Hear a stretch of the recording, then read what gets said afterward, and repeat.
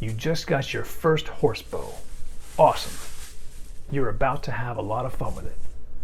Every bow should come with, at the very least, the string, the bow itself, and usually horse bows come with a sleeve, although the sleeve is optional. To use the bow, you have to string it.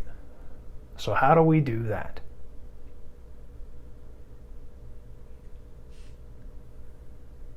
The side that faces the target, away from you, is called the back. That's right, the front of the bow is called the back. I didn't make that up. The tips point away from you when unstrung. This part of the grip that has a different material on it is called the arrow pass. It does what it says.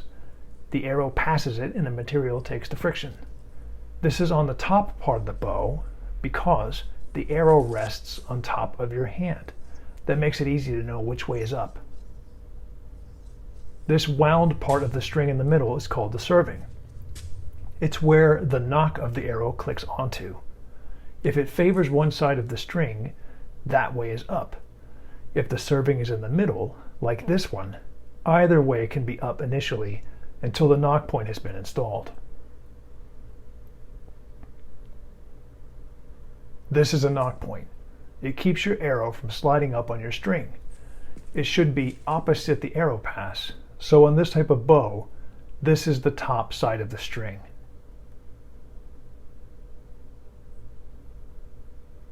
Take the top loop of the string and put it around the top of the bow and in this notch called the string nock. Hold down the top of the string to the top of the bow to string it. Here's the preferred method, which requires a partner. Hold the bow with each hand near the end of the limb, the flat part, where it meets the ear, the skinny part.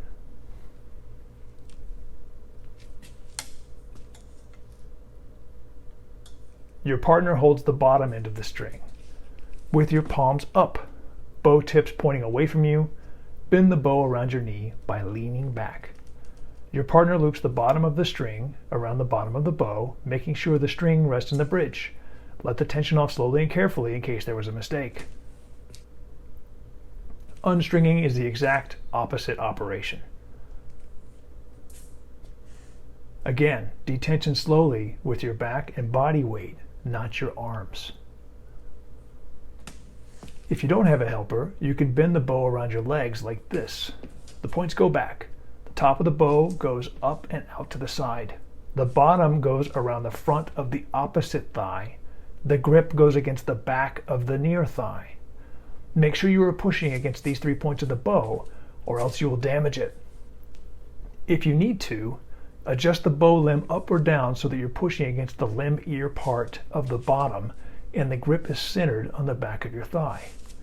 You may need to put the bottom part of the bow around your calf or hike the bow up between your legs more. You may need to step back farther with the near thigh to bend the bow more. You see my left leg is forward and my right leg is back with the top of the bow in my right hand. Now use your body weight and just fall forward, taking the ear of the bow with you. This should be easy, so adjust until the body weight and skeleton do all the work.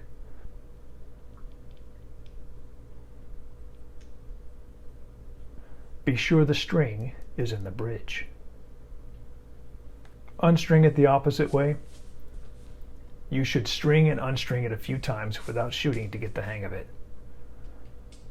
You might have seen a similar method called the step-through method, where the string starts at the bottom of the bow and you bring the top part around. To do this, you have to use your arm muscles in a weak position and or use your core muscles to twist in a weak position. This is an inefficient and unnecessary way to do it, so don't. Be sure to unstring your bow between uses. I leave the top string nock strung, wrap the string around the bow, and store the bow in the sleeve.